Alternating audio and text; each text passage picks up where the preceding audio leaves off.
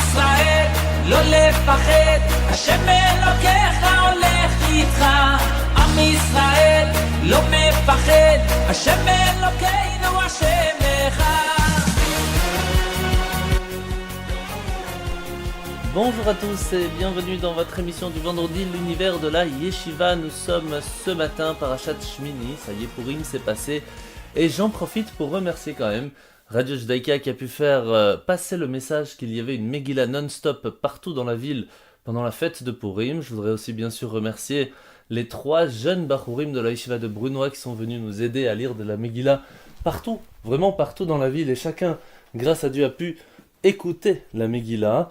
Et bien sûr, que ce soit les magasins Kacher comme Itanou, Geltov, et bien sûr le restaurant Alice d'Alice qui nous a pas seulement accueillis, mais qui nous a même offert le repas à toutes les personnes qui sont venues. Donc franchement, un grand bravo à tous ceux qui ont participé, ainsi qu'au Rav Pinson, à tous ceux qui ont fait et qui ont participé pour cette magnifique fête de Purim. Nous sommes maintenant, bien sûr, à la veille de la fête de Pessah, qu'on parlera un peu plus tard, mais on va commencer avec la paracha de la semaine. La paracha de la semaine, c'est Parashat Shmini, et nous parlons des signes de l'âme animale. Alors, de quoi ça parle ? En fait, vous savez qu'il est très important, lorsque l'on mange, de faire une bénédiction. Mais cela fonctionne si ce que l'on mange est cachère. Alors, qu'est-ce que ça veut dire cachère ? On va en parler un peu plus tard, mais ici, nous avons avec nous, ce matin, le Rav Raphaël Halimi, qui va nous parler des signes d'un animal qui sont cachères, et comment est-ce que notre âme que nous avons en nous, qui est bien sûr différente, on a une âme vitale, qui est appelée aussi l'âme animale qui nous donne la possibilité de vouloir manger, de vivre tout simplement. Il y a l'âme intellectuelle qui nous permet de réfléchir, de ressentir. Et puis il y a l'âme divine, celle qui fusionne avec le Créateur. Alors, puisque l'âme animale penche plutôt vers les plaisirs de ce monde, est-ce que cette dernière âme peut être canalisée et servir le bien ? Oui ou non ? Et si oui, comment apprendre à l'appréhender ? Eh bien, c'est cette paracha de Shmini qui va nous apprendre comment est-ce qu'un animal sera cachère, et donc comment l'utiliser avec une certaine spiritualité, et automatiquement comment réussir à ce que son corps soit une partie utile à ce monde, et pour pouvoir le raffiner, pour recevoir rapidement Mashiach, tout de suite avec le Rav Raphaël Halimi. En espérant que vous avez passé une bonne fête de Pessah, je vous souhaite la bienvenue dans notre rubrique de nouveau de la vision chassidique de la paracha de la semaine, cette semaine parachat Shemini. La parachat Shemini continue dans le long processus de l'établissement et la mise en place du sanctuaire, ce fameux tabernacle amovible qui accompagna le peuple juif pendant les 40 années d'errance dans le désert, et bien sûr les sacrifices, les offrandes qui étaient faites essentiellement d'animaux dans ce tabernacle.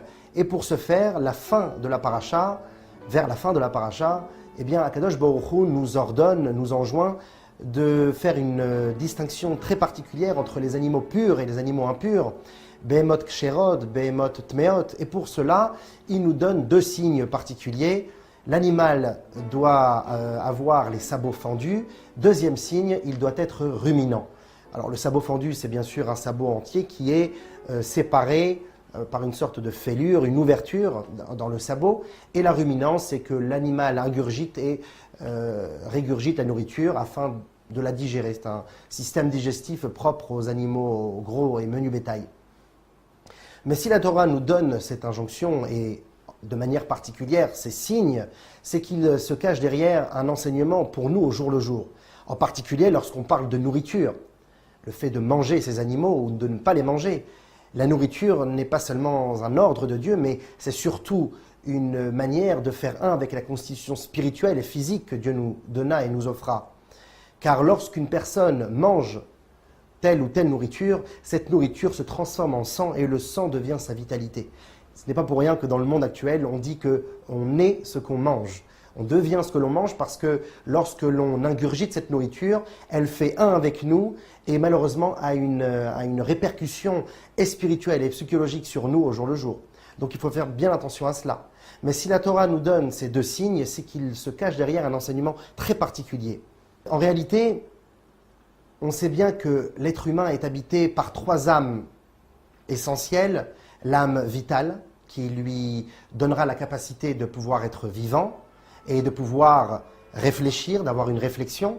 L'âme spirituelle qui est bien sûr toutes sont spirituelles, mais ici on fait référence à une spiritualité transcendante, l'âme divine, qui sera donnée essentiellement au peuple juif, et enfin l'âme animale qui, elle, s'exprime de manière la plus effective dans le corps, à travers sa demande de besoins, de nourriture, de boisson, de sommeil, etc.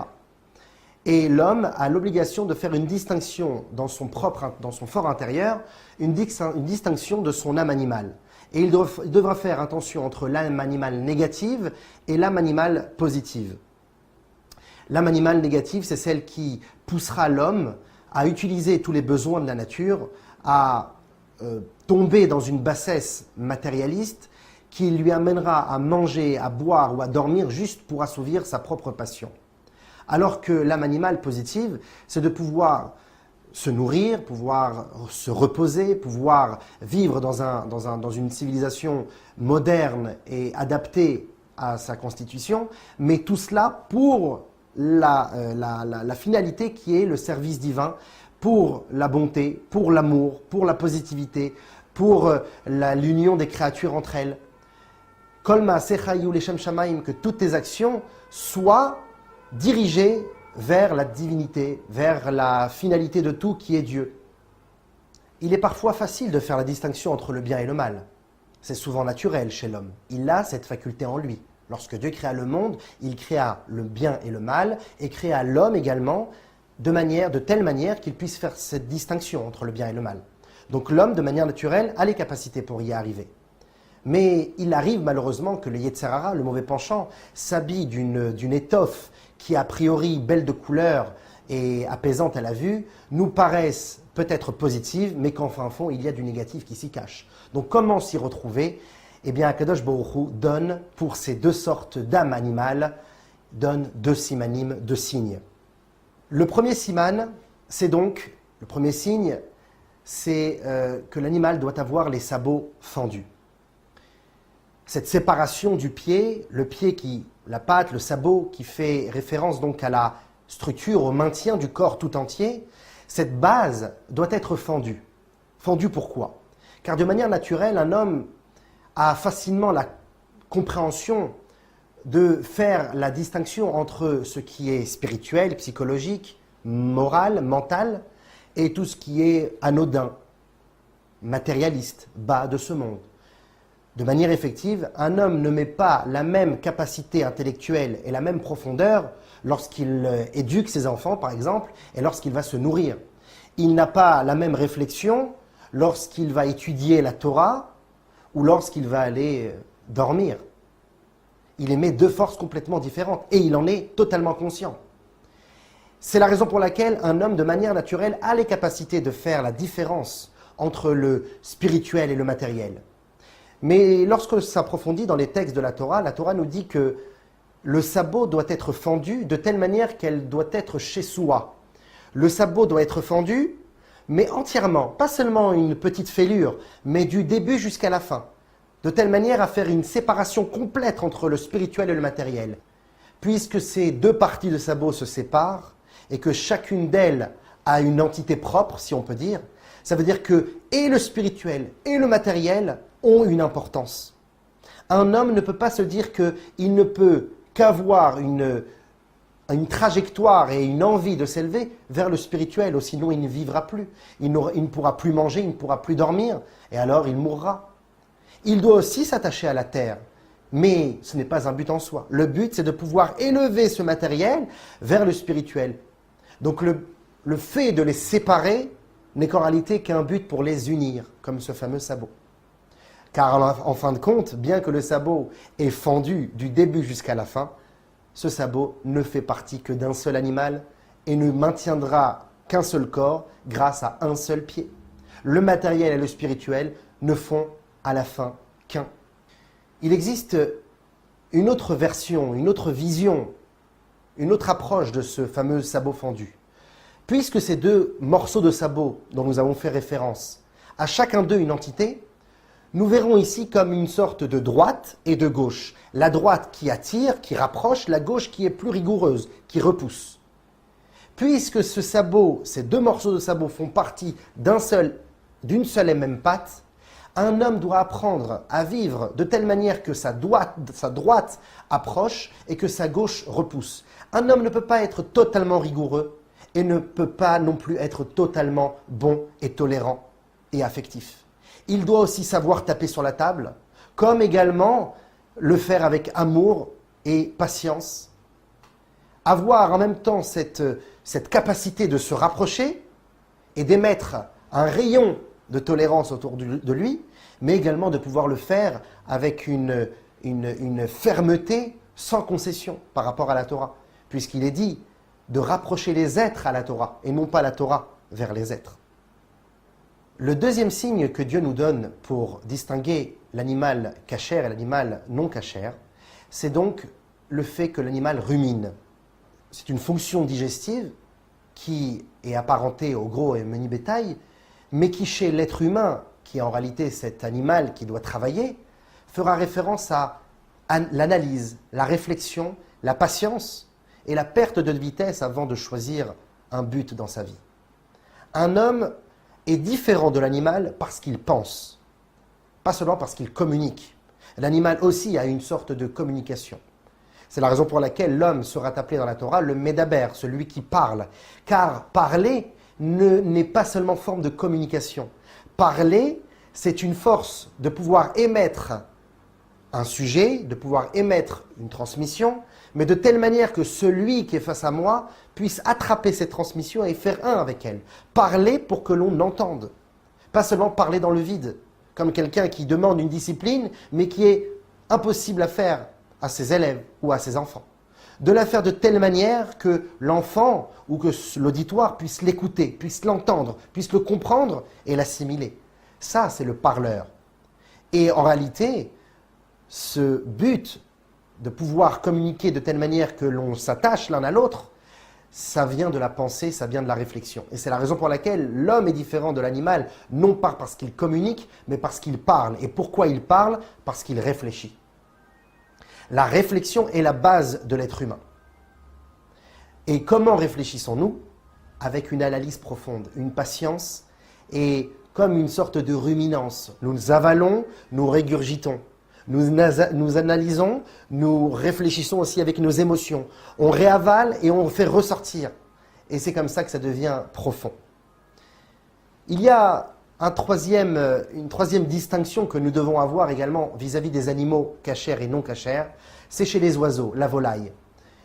La Torah nous dira que pour la volaille, il n'y a pas de signe particulier pour savoir si cette volaille doit être consommée ou non, mais plutôt l'appartenance à une tradition. Est-ce que, d'après la tradition et la coutume de nos ancêtres, cette volaille était consommée ou non? Tout cela pour nous dire que même si nous arrivons à un niveau de volaille, de volatiles, d'animaux volants, d'oiseaux qui s'échappent dans les airs, dans les endroits célestes, qui fera encore une fois référence à l'homme qui est arrivé à un attachement profond avec Dieu grâce à son intellect et qu'il a tout compris, qu'il a fait un avec Dieu, même avec sa réflexion. Eh bien, cet homme-là doit se dire, cet homme ou cette femme doit conclure en sachant que, bien qu'il ait tout compris, tout ne doit être que tradition et profonde croyance et foi en Dieu. La tradition qui fera référence à l'annulation et la soumission à Kadosh Baruch Hu, sans raison logique et rationnelle. Tout cela, c'est l'animal. Nous sommes cet animal, l'âme animale qui nous habite, peut être utilisée dans le bien comme dans le mal. À nous de faire la distinction, à nous de comprendre ces signes, de faire un avec nous-mêmes, d'analyser notre être, de comprendre qui nous sommes, d'où nous venons et où nous allons. Grâce à cela, nous pourrons sûrement manger cachère. À la semaine prochaine. Hidabrut représente ici. J'ai grandi en France, des bons souvenirs, y'avait pas de différence, on se faisait tous la bise. Que t'aies une kippa noire ou une kippa grise, ça ne changeait rien, ouais, on était tous juifs, Ashkenou, Lubavitch, ou si paradis. On est tous soudés, c'est ça l'unité. La la la, bientôt pour rire, pas te déguiser, on va tous chanter, ça baba. Rakourim et simcha, la la la la, koulam tovim et ta tequila, la la la la. Rakourim et simcha, la la la la, shotim yain,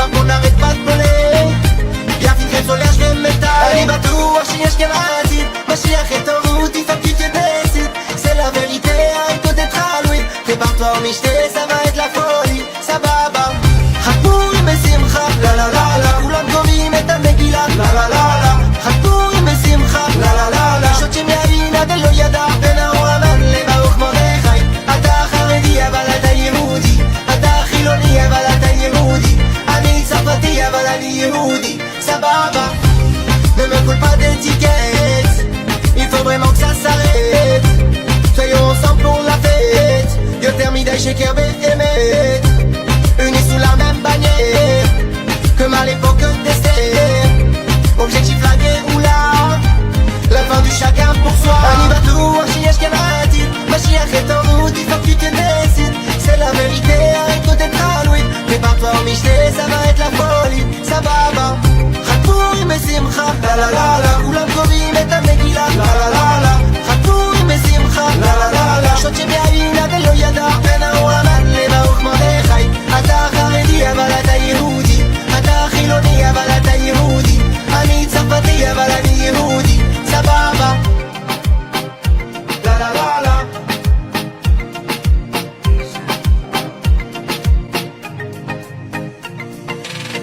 חתמורים בשמחה, לה לה לה לה. כולם קוראים את המגילה, לה לה לה לה. חתמורים בשמחה, לה לה לה לה. שוט שם יין, אתה לא ידע, בן האורמן לבאוך מרדכי. אתה חרדי, אבל אתה יהודי. אתה חילוני, אבל אתה יהודי. אני צרפתי, אבל אני יהודי. סבבה. לה לה לה לה. לה לה לה לה. לה לה לה לה. לה לה לה לה. לה לה לה לה. הכורים בשמחה. לה לה לה לה.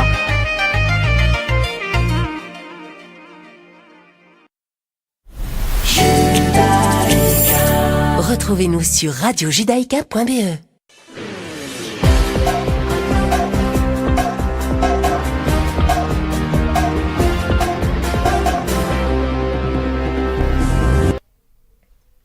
Nous revoilà sur Radio Judaïka. Nous sommes ce matin avec Rav Raphaël Halimi. Nous venons de finir avec lui cette partie de l'âme animale qui nous a expliqué quelque chose d'assez fort, d'assez profond. Et donc nous allons passer maintenant vraiment dans le sens kasher. Que veut dire le mot kasher? Qu'est-ce que ça veut dire? Est-ce que c'est acceptable? Est-ce que c'est permis? Quelles sont les lois de la kashrut et qu'est-ce que cela définit? Alors d'abord, voici quelques bases de l'alimentation kasher. D'abord, vous savez que certaines espèces animales, ainsi que les œufs ou le lait, sont autorisés à la consommation, alors que d'autres sont interdits, comme par exemple le porc ou les fruits de mer. Alors d'abord, il faut savoir que, à partir du moment où l'animal a les sabots fendus ou il rumine, c'est kasher. Si il n'a pas les sabots fendus ou il ne rumine pas, l'animal n'est pas du tout kasher. Cela ne veut pas dire qu'on puisse le manger tout de suite.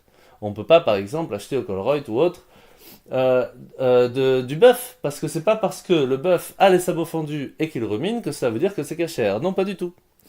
Et à part cela, il faut faire attention au mélange du lait et de la viande, qui ne doivent jamais être mélangés, au point que même des ustensiles ont le besoin d'être différents lorsqu'on les utilise pour leur préparation.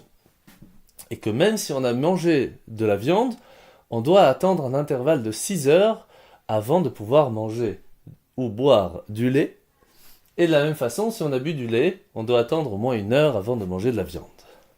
Alors cette viande, qui doit provenir d'animaux kasher, comme on l'a dit, doit être aussi abattue selon une procédure spécifique, ce qu'on appelle la shrita, ce qui doit être fait sans douleur. Pourquoi? Tout simplement, on l'a expliqué déjà souvent, qu'il y a un vaisseau sanguin qui arrive, et qui donne la possibilité au cerveau de ressentir la douleur. Et donc à partir de ce moment-là, lorsque l'on fait la shrita, cela coupe la pression du sang vers le cerveau, et donc automatiquement l'animal ne souffre pas. Donc ceci est extrêmement important. Si cela est mal fait, même si l'animal a les sabots fendus et qu'il rumine, l'animal n'est pas kasher. C'est pour cela qu'on ne peut pas acheter autre qu'avec un tampon kasher où on est sûr que l'animal a été fait et abattu comme il le faut. Mais cela ne suffit pas, parce qu'après il faut pouvoir enlever le sang, car le sang est aussi interdit. C'est pour cela qu'il va falloir donc laver, rincer, mettre du sel qui va aspirer le sang de la viande, puis encore le rincer pour enlever ce sel. Après tout cela, on pourra en fin de compte le manger, bien sûr, avec la bénédiction.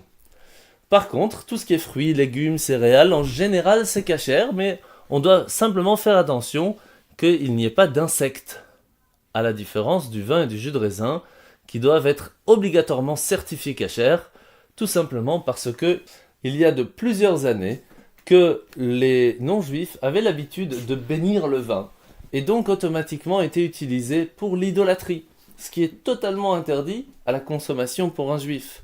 Ce qui fait que depuis ce jour-là, tout vin qui a été fait par un non-juif est complètement interdit à la consommation.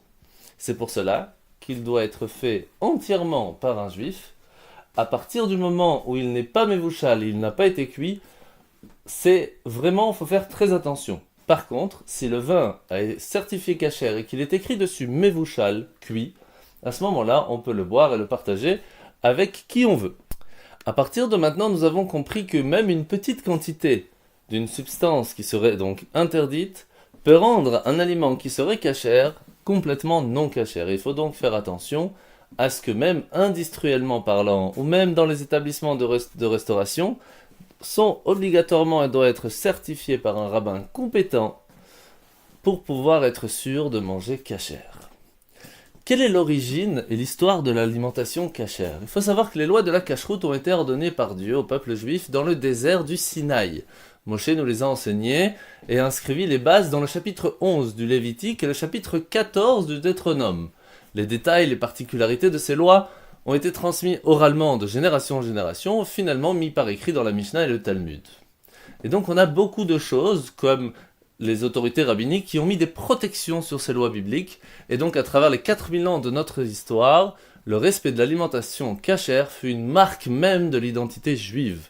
Peut-être même plus que toute autre mitzvah, les lois de la kashrut vraiment montrent le judaïsme n'est pas qu'une religion au sens conventionnel, mais c'est une chose qui nous donne la possibilité de savoir comment vivre à chaque instant de notre vie. Comment on se lève, comment on va aux toilettes, comment on se coupe les cheveux, comment tout, et même comment manger. Et donc pour un juif, la sainteté n'est pas confinée au lieu saint, au moment solennel, déconnecté de la vie quotidienne, mais au contraire, la vie dans sa globalité est considérée comme une entreprise sacrée. Et c'est pour cela que même l'activité qui pourrait être ordinaire constitue en soi, même dans l'alimentation, est vécue comme un acte divin et de manière authentique juive. C'est pour cela que manger kasher, c'est une mitzvah, c'est un commandement divin. C'est comme mettre les téphilines. Et donc, manger kasher, on le fait parce que Dieu nous l'a demandé. Et lorsque l'on fait cela, on se connecte à Dieu. Et donc nos sages vont relever également qu'il y a pas mal d'avantages dans les lois de la kashrut. Premièrement, bien sûr, les bénéfices sanitaires, le traitement humain des animaux, leur effet sur l'unité d'un peuple, qui est généralement dispersé malheureusement, et le rôle comme rempart contre l'assimilation. Nachmanide, le grand sage et kabbaliste du XIIe siècle, fait remarquer que les oiseaux et de nombreux mammifères interdits par la Torah sont des prédateurs, contrairement aux animaux permis, qui ne sont pas prédateurs. Et donc il nous est demandé de nous abstenir de manger ces animaux pour qu'on n'absorbe pas ce caractère. Et donc la kashrut, c'est aussi considéré comme une nutrition spirituelle, puisque les aliments sont bénéfiques à la santé du corps, alors que d'autres aliments sont nocifs. Eh bien, il y a des aliments qui nourrissent l'âme et d'autres qui l'affectent. Mais ce ne sont pas des raisons pour lesquelles on mange kasher.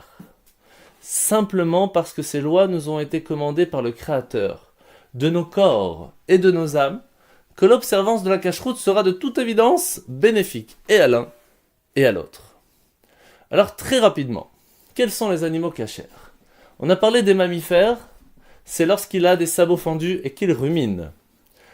S'il doit absolument avoir ces deux signes, par exemple le bœuf, le mouton, la chèvre, le cerf, etc. Par contre, le porc, le lapin, l'écureuil, l'ours, le chien, le chat, le chameau, le cheval, eux, non.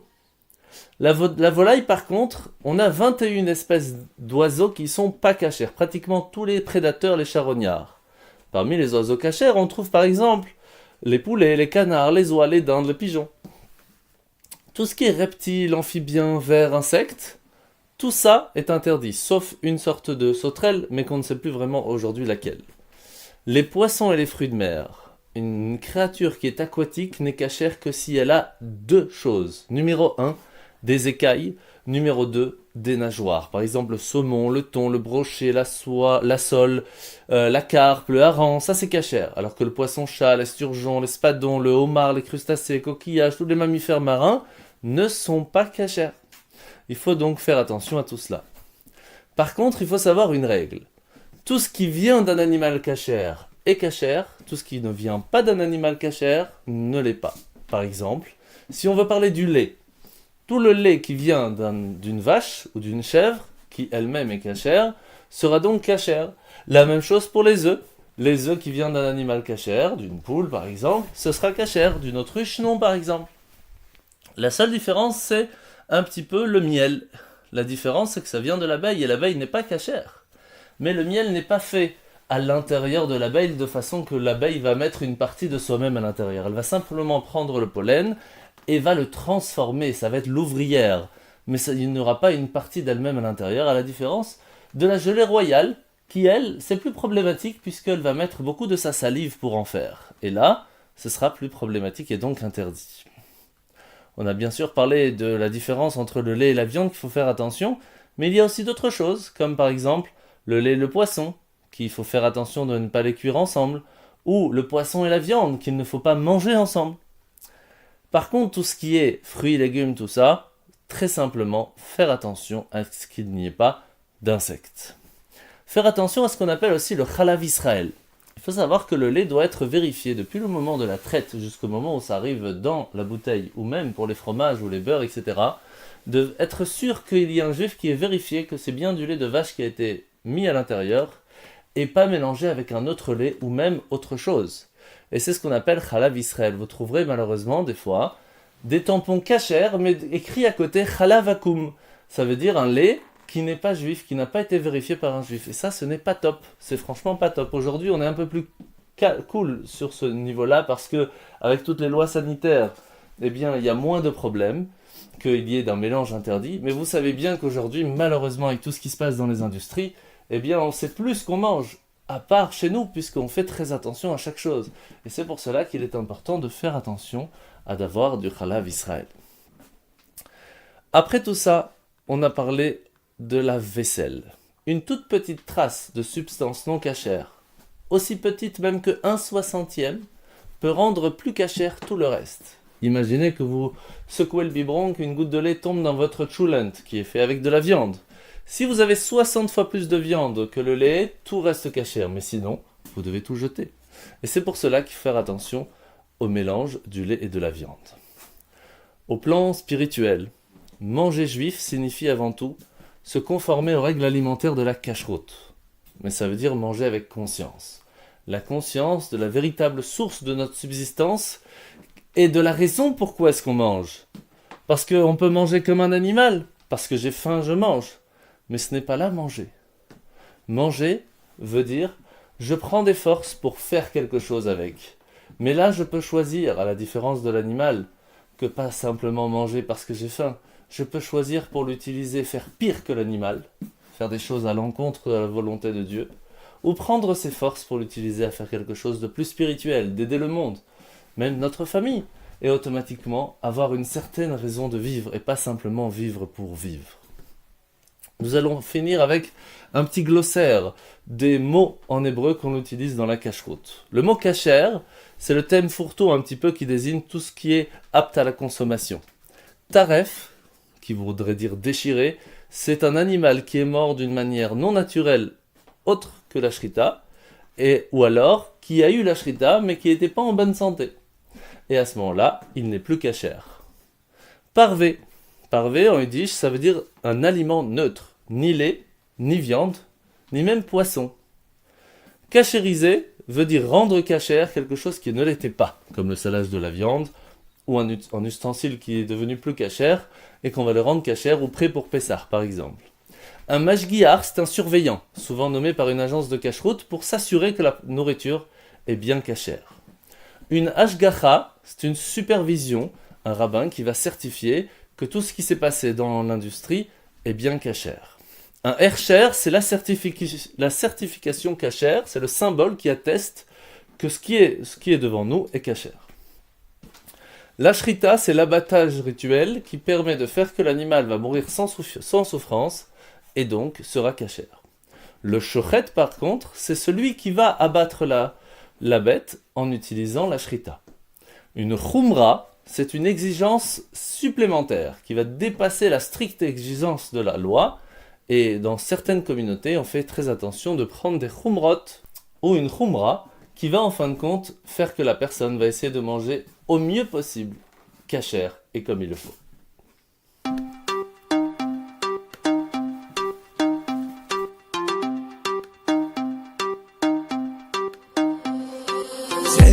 שקשה והלילה לילה ארוך עם הלב כואב ובוכה אתה לא רואה את הסוף ונופל למטה נופל לא יודע איך לעלות ושואל את כולם שואל מי יודע מה לענות ילד חפש את פאפה הכל אצל פאפה אבא פאדר אוי ואתה תזיז את פאפה חפש את פאפה תצעק אליו ותקרא האם הסתרת את פניך ממני פאפה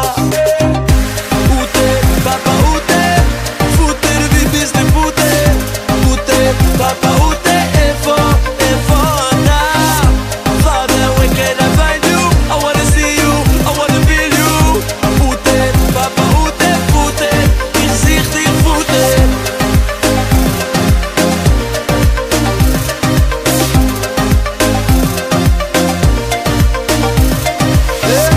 איפה אתה?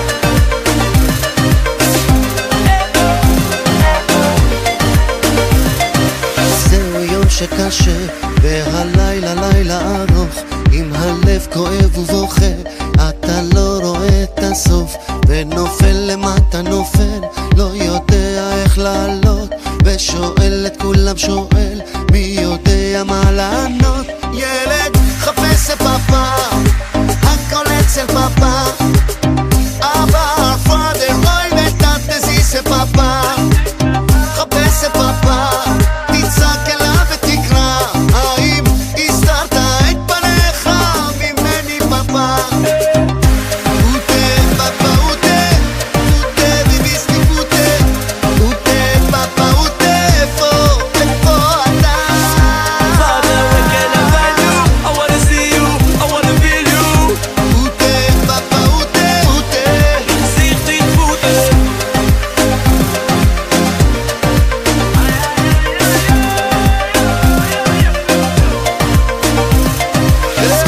איפה אתה?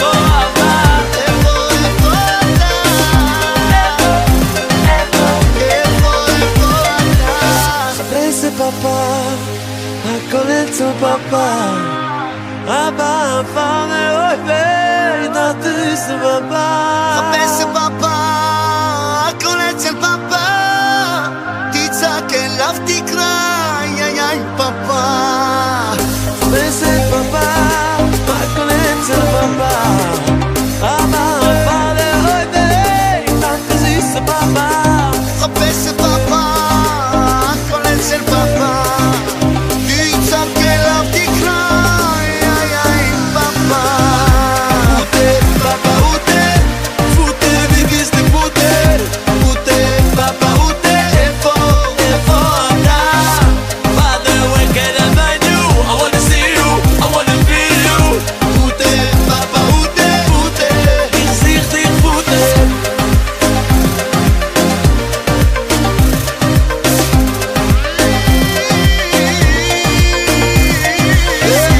איפה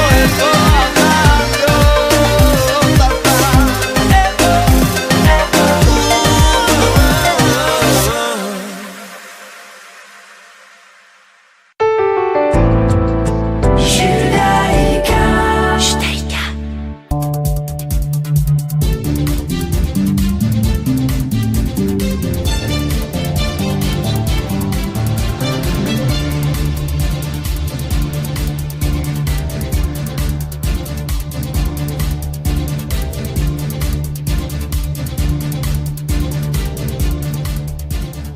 Passons maintenant à la paracha de la semaine. Nous sommes parachat Shemini. Alors en général, la lecture de cette semaine est une continuation de la lecture de la semaine précédente, la parachat Tzav, qui a relaté la cérémonie inaugurale du tabernacle, qui a duré 7 jours. Alors que cette semaine, nous allons parler du 8e jour de l'inauguration du temple, et c'est là où les fils d'Aaron, Nadav et Avihu, vont malheureusement mourir en offrant un sacrifice d'encens non ordonné. Et la lecture se termine par une discussion sur les lois de l'alimentation cachère et de la pureté rituelle.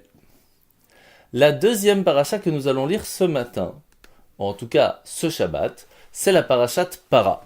En fait, en prévision de la prochaine fête de Pessah, lorsque chaque juif devait être dans un état de pureté rituelle, la section de Para est ajoutée à la lecture hebdomadaire de cette semaine Parce que nous allons rapporter les lois de la vache rousse, avec lequel une personne ayant contracté une impureté rituelle, quel qu'il soit, ou encore pire, au contact d'un mort, sera donc purifiée. Et toutes ces lois sont assez complexes, je vous laisse aller regarder tout cela dans la Torah. À chaque enfant son histoire est heureux de vous raconter son histoire du jour. Bonsoir les enfants, vous allez bien? Baruch Hashem. Je suis content de vous retrouver une nouvelle fois pour notre histoire. La fête de Purim s'est bien passée? Magnifique. Mais ce qui est encore plus magnifique les enfants, c'est que dans même pas un mois, nous allons nous réjouir pour la fête de Pessah. Ashrenu, heureux sommes-nous d'avoir de si belles fêtes. Nous pouvons remercier Hachem de tout notre cœur. Alors, pour bien nous préparer à la fête de Pessah, je vais vous raconter une histoire en rapport avec un passage de la Haggadah. La Haggadah, les enfants, vous savez, c'est ce précieux livre que nous lisons durant le Seder de Pessah. Il est écrit comme ça. Echad chacham, ve'echad rasha, ve'echad tam, ve'echad she'eno yodea lishol. La Haggadah de Pessah mentionne les 4 sortes de juifs qui assistent au Seder. Le sage, ensuite le mécréant, c'est-à-dire le rachat, puis l'ignorant qui ne connaît pas grand-chose au judaïsme, et enfin celui qui ne sait même pas formuler de questions le soir du Seder, tant il y a des choses différentes ce soir-là. Le rabbi de Lubavitch nous dit qu'il existe également un 5e type de juif qui doit assister au Seder de Pessah. Il s'agit du juif qui ne sait même pas qu'il est juif. Il est donc important d'aller vers les autres pour découvrir des âmes juives et de les rapprocher de la Torah. Ce soir, les enfants, nous allons particulièrement nous intéresser au mécréant, c'est-à-dire le rachat. En effet, la Haggadah nous dit quoi répondre aux questions du Chacham, du Tam et du She'eno Yodea Lishol. Mais pour le rachat, la Haggadah nous dit qu'il ne faut même pas prendre le temps de lui répondre. On peut penser qu'il aurait été meilleur de discuter longuement avec le rachat pour le convaincre et de le rapprocher au judaïsme. Je vais vous raconter une parabole pour que nous puissions comprendre pourquoi ce n'est pas la peine de prendre le temps de répondre au rachat. Les enfants, soyez bien attentifs à cette histoire. L'atmosphère était festive dans la ville, car c'était 2 jours avant Pessah. Dans le quartier de Eastside à New York, on pouvait sentir l'odeur des délicieux aliments cuisinés pour la fête. On voyait des personnes dans les magasins pour acheter les derniers produits nécessaires pour Pessah. D'autres cuisinaient ou encore nettoyaient et préparaient leur maison pour cette fête tant préparée. Mais dans la maison de Mendel Schwartz, il n'y avait pas assez d'argent pour les préparatifs de la fête. Mendel était arrivé 2 années auparavant de Pologne et ne parlait pas suffisamment anglais. Du coup, il trouvait seulement des petits boulots de temps en temps et il gagnait très peu d'argent. Le jour avant Pessah, la famille Schwartz a reçu une surprise. En effet, le facteur leur avait donné une enveloppe d'un cousin de Madame Schwartz. Et devinez les enfants ce qu'il y avait dans cette enveloppe. Il y avait un billet de $100 de la part de ce cousin qui leur souhaitait de belles fêtes de Pessah. La famille Schwartz en fut toute heureuse et excitée. Ils se sentaient presque riches. Madame Schwartz dit alors à son mari: « Il faut rendre les $50 qu'on doit à l'épicier et utiliser les 50 autres pour acheter du poulet, du poisson et d'autres aliments pour Pessah. On pourrait même pouvoir rembourser notre dette au cordonnier. Mendel, va vite chez le boucher pour qu'il te donne de la monnaie. » Mendel a couru chez le boucher où il a acheté un poulet pour $6. Sur son chemin du retour vers sa maison, Mendel a vu un vendeur de costumes pour hommes en promotion pour Pessah. Toute l'année, ces costumes étaient tellement chers et là, ils étaient beaucoup moins chers. Le vendeur a vu Mendel et lui a dit: « Monsieur, vous ferez mieux de vous acheter une nouvelle veste. La vôtre est tellement abîmée et mes prix sont imbattables. » Le vendeur a montré à Mendel une très belle nouvelle veste et lui a dit: « Cette veste vous va tellement bien. Je vous la vends à $30 seulement, en l'honneur de la fête. » Mendel savait que les $100 reçus dans l'enveloppe ne suffirait pas à sa famille pour rembourser les dettes. Mais après tout, il voulait se faire plaisir et il a acheté cette veste à $30. Il s'est dit, sûrement ma femme Gittel va être contente pour moi en me voyant avec cette nouvelle veste. Mais lorsque Mendel a montré sa veste à sa femme en lui disant qu'il l'avait achetée à un super prix, sa femme lui dit « Je sais que tu as besoin d'une nouvelle veste. Nous avons tous besoin de nouveaux habits pour cette famille. Mais comment pouvons-nous penser acheter des nouveaux vêtements lorsque nous n'avons même pas assez d'argent pour nourrir la famille et que nous avons tellement de dettes? Ne t'inquiète pas, Mendel. Lorsque nous aurons plus d'argent, tu pourras t'acheter cette nouvelle veste magnifique. » Mendel était embarrassé, car il avait pensé à lui avant les besoins de sa famille. Il s'est dit qu'il devait absolument rendre la veste. Dans ce cas, les enfants, que doit dire Mendel au vendeur pour rendre la veste? Il pourrait tout simplement dire la vérité. « Pour l'instant, nous n'avons pas vraiment d'argent. Je préfère donc vous rendre la veste si possible et utiliser l'argent pour nourrir ma famille. Et quand ça ira mieux, je reviendrai acheter une très belle veste. » Peut-être même qu'en entendant cela, le vendeur aurait offert la veste à Mendel pour l'aider. Mais les enfants, ce n'est pas ce que Mendel a dit au vendeur. Écoutez ce qu'il lui a dit. « La veste que vous m'avez vendue a des défauts et elle n'est vraiment pas confortable. » Aussitôt, le vendeur lui rendit ses $30 et a repris la veste.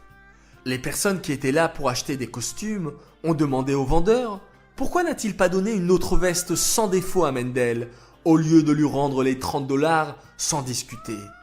Le vendeur a alors répondu « La veste n'a aucun défaut et elle est très confortable. Mendel voulait tout simplement récupérer son argent. Si je lui avais échangé sa veste par une nouvelle, il aurait inventé des fausses excuses pour la rendre. » Revenons à présent à la Haggadah, qui nous dit de ne pas prendre du temps de répondre au rachat. En effet, le rachat n'est pas idiot et il connaît bien les lois de la Torah. Malheureusement, il ne craint pas Hachem et il fait beaucoup d'avérotes. Mais ce n'est pas tout. Il aime se rendre intéressant en posant des questions juste pour embêter, telles que « Pourquoi se fatiguer à enlever le Hametz avant Pessah ? Vous serez tellement plus confortable si vous ne passez pas autant de temps à faire le ménage. Et de toute façon, ça se trouve que votre ménage aura un défaut et il se pourrait qu'il reste une mini-miette de Hametz dans votre maison. Alors, pourquoi vous fatiguer ?» Et quoi que l'on réponde au rachat, il continuera à trouver des excuses pour nous dire qu'on n'a pas raison ou pour nous poser encore d'autres questions provocantes pour ne pas admettre que la Torah est vraie. Tout comme Mendel Schwartz, qui était prêt à trouver toutes les excuses possibles pour récupérer son argent au lieu de dire et admettre la vérité.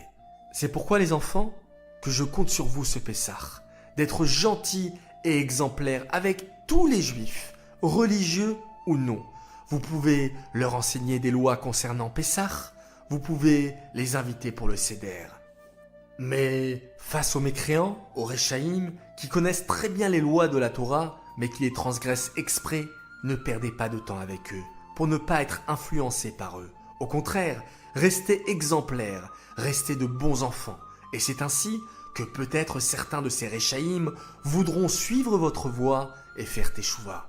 C'est bien pour cela que la Haggadah cite le Chacham à côté du rachat, pour que le Chacham, le sage, ait une bonne influence sur le rachat, en restant fidèle à la Torah et en étant un Dougma Chaya, c'est-à-dire un exemple vivant qui donne envie aux autres de faire la Torah et les mitzvot. Voilà les enfants, j'espère que cette histoire vous a plu.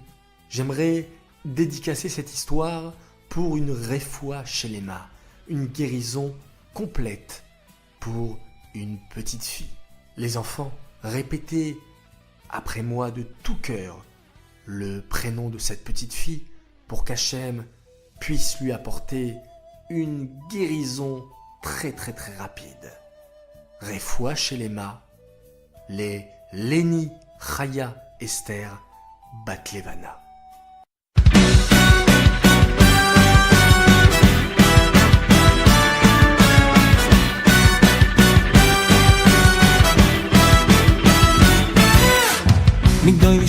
isma malakol vi ay se khesen li meshicho le david u le zaro and yad ilo de shu isma malakol vi ay se khesen li meshicho le david u le zaro da da ilo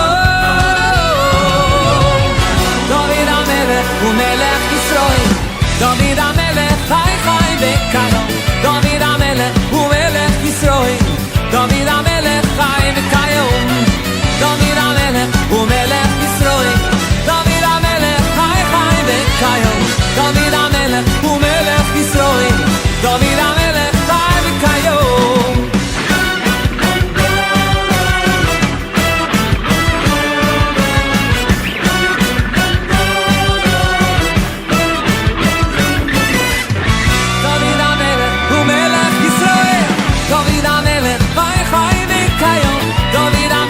הוא מלך ישראל דוד המלך חי וכיום דוד המלך הוא מלך ישראל דוד המלך חי וכיום דוד המלך הוא מלך ישראל דוד המלך חי וכיום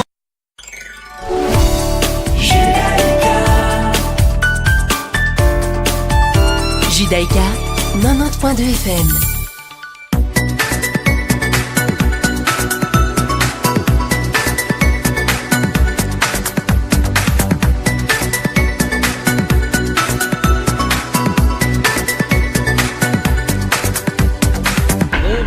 C'est ainsi que finit notre émission ce matin. Je vous rappelle que nous sommes dans une paracha assez spéciale, parachat Shmini, celle des animaux cachers. Nous sommes aussi dans la parachat Para, très importante cette paracha, qui va nous rappeler l'importance d'avoir la possibilité d'être pur. Aujourd'hui, nous allons au mikvé pour pouvoir l'être. Que ce soit les hommes ou que ce soit les femmes, nous avons l'obligation d'y aller pour pouvoir être pur un maximum de temps dans notre vie.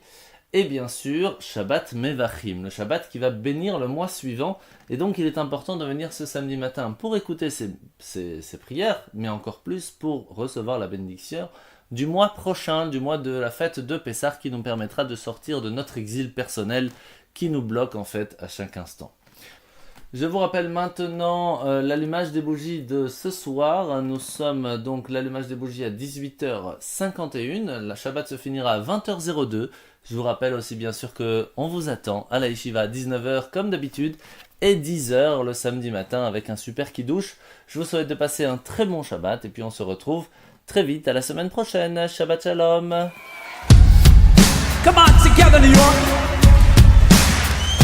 Come on, pick up that beat now.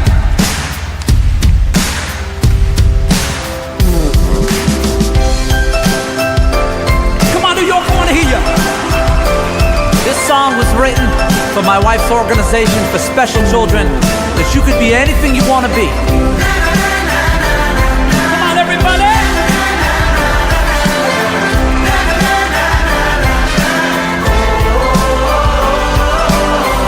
I am a child, and the road ahead is paved with possibility, laughter and smiles. When I'm with you, I'm soaring high and free. When you're in my world, I believe in me. I look into your eyes and see that I can be stronger, I can be braver, I can be anything, anything I wanna be, yeah, anything I wanna be. I have the power, I have the courage, I am a hero.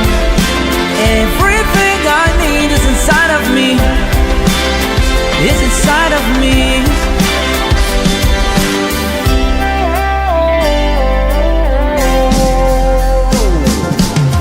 Life throws me fire, and fate will test me 10 million ways. Sometimes I'm tired, it's hard to see the light of better days. But then I dare to dream, I find the hope from all. I reach for all you gave and see that I can be stronger, I can be braver, I can be anything, anything I wanna be, oh, anything I wanna be. Come on! I have the power, I have the courage, I am a hero. Everything I need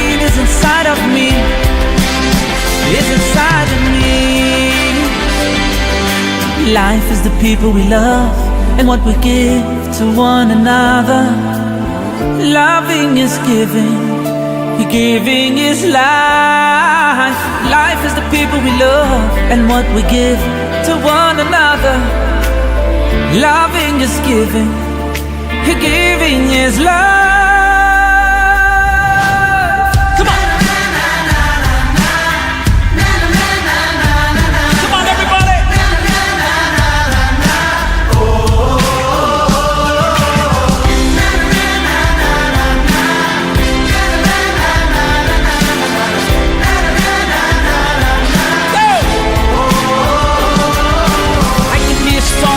I can be braver, I can be anything, anything I wanna be, oh, anything I wanna be. I have the power, I have the courage, I am a hero. Everything I need is inside of me. I can be stronger, I can be braver, I can be anything, anything I wanna be, oh, anything I wanna be. I have the power, I have the courage, I am a hero. Everything I need is inside of me, oh, is inside of me. I am a fighter, I am a dreamer, I am a hero. Everything I am, 'cause you believed, 'cause you believed in me.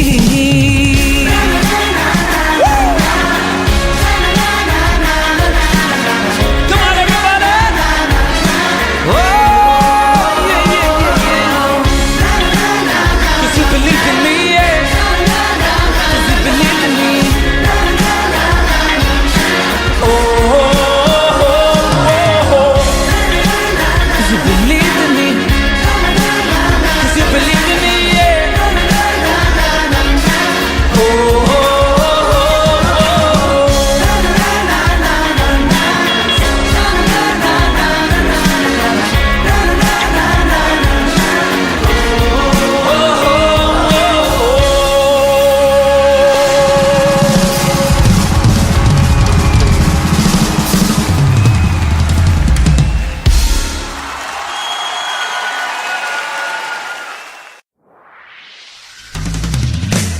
עם ישראל, לא לפחד, השם אלוקיך הולך איתך. עם ישראל, לא מפחד, השם אלוקינו השם אחד.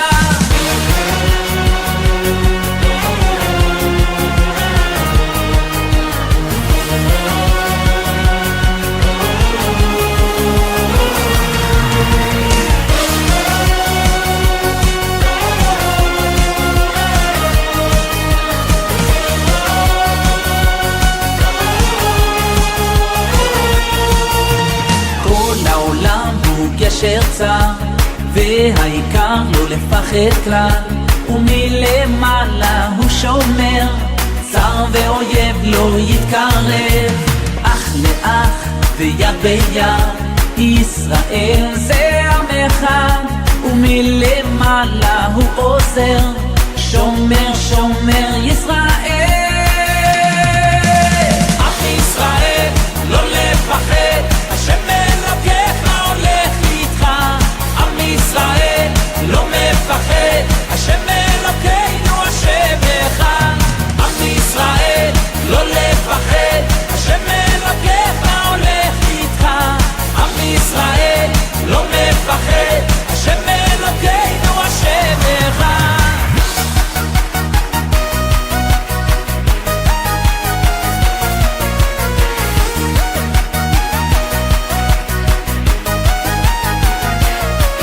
כל העולם הוא גשר צר, והעיקר לא לפחד כלל, ומלמעלה הוא שומר, צר ואויב לא יתקרב, אח לאח ויד ביד, ישראל זה עם אחד, ומלמעלה הוא עוזר, שומר שומר ישראל.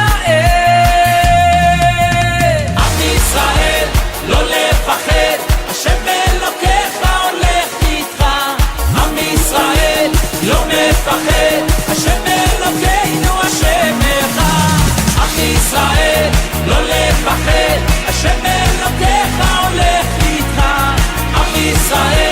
לא מפחד, השם מנקה